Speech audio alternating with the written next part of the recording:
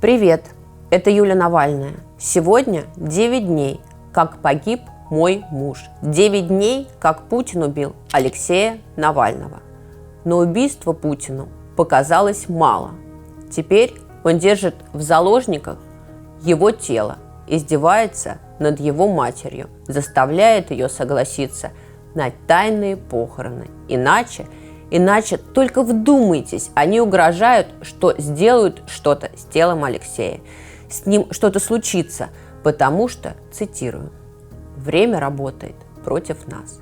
Они угрожают похоронить его сами, прямо в колонии, где его и убили. Несколько дней маму Алексея буквально мучают. Следователи ей врет, шантажируют и снова врет, обещая, что вот-вот все решится. Только согласитесь, только подпишите. Я прекрасно понимаю, что это все придумал не какой-то там следователь из Салехарда. Всем руководит Путин. Это Владимир Путин, сидя на дальнем конце этой страшной цепочки согласований, спускает приказы. Нет, не отдавайте, давите. Давите на мать, сломайте ее. Скажите ей, что труп ее сына разлагается. Либо они похоронят Навального на моих условиях в дальнем углу неизвестного кладбища. Тайно, тихо, чтобы никто, ни один человек не мог с ним проститься. Либо я его вообще не отдам. Вот какие условия выдвигает Путин. Тот самый Путин, который любит показывать, что он верующий христианин. На Рождество он фотографируется в церкви со свечкой, стоит один в храме, с проникновенным видом смотрит в пустоту, а журналисты его снимают.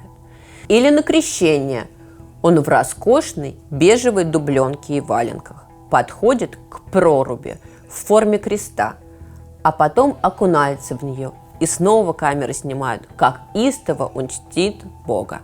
Путин делает вид, что он очень религиозный человек. Он целует иконы, прикладывается к мощам Николая Чудотворца. Он регулярно приезжает на Валаам, где причащается и исповедуется в монастыре.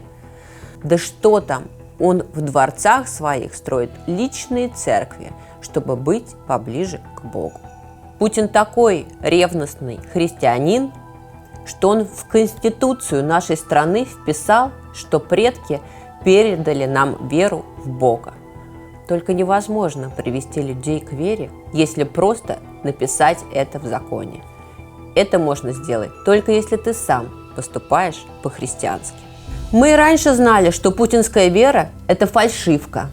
Но теперь мы видим это ясно, как никогда. Вера – это не про поцеловать икону. Вера – это про добро, про милосердие, про спасение.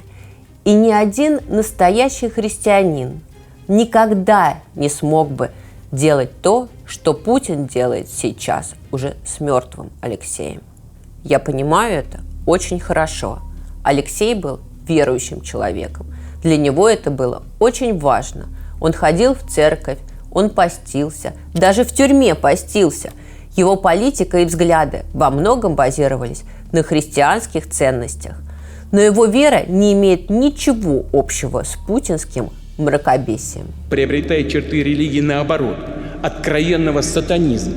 Алексей был искренне убежден, что надо быть хорошим человеком и не идти против совести, что Бог – это любовь, что уныние – это грех. Даже в своих письмах из тюрьмы он писал, что не испытывает ненависти к своим мучителям.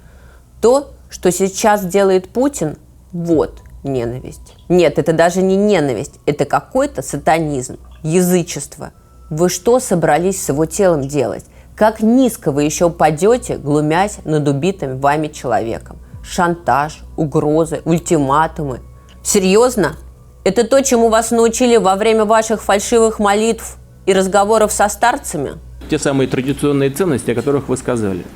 Без этих ценностей общество деградирует. Вот вы придумали несколько лет назад сажать людей за оскорбление чувств верующих. И сажали их. Но самое большое оскорбление чувств верующих прямо сейчас, в эту минуту, наносите вы. Путин, его следователи, ФСБшники и другие бандиты. Вы оскорбляете и верующих, и атеистов, и христиан, и мусульман, вообще всех. Если вы действительно считаете себя верующими, то знайте, вы за все это ответите. И не только перед людьми. И за это, и за войну, которую вы развязали 2 года назад. Тоже, кстати, прикрываясь ценностями христианства. Тем, что боретесь с каким-то западным злом, которое мешает нашим традиционным скрепам. А вы просто убиваете. Просто бомбите ночью спящих мирных людей, освященными в церкви ракетами. Отдайте тело моего мужа. Мы хотим, чтобы его отпели, а потом похоронили по-человечески в земле, как это принято в православии. Отдайте Алексея без каких-либо условий. Вы пытали его живого, а теперь продолжаете пытать его мертвого. Вы издеваетесь над останками умершего. Невозможно уже придумать больше бесовщины. Вы нарушаете всякий закон. И человеческий, и Божий.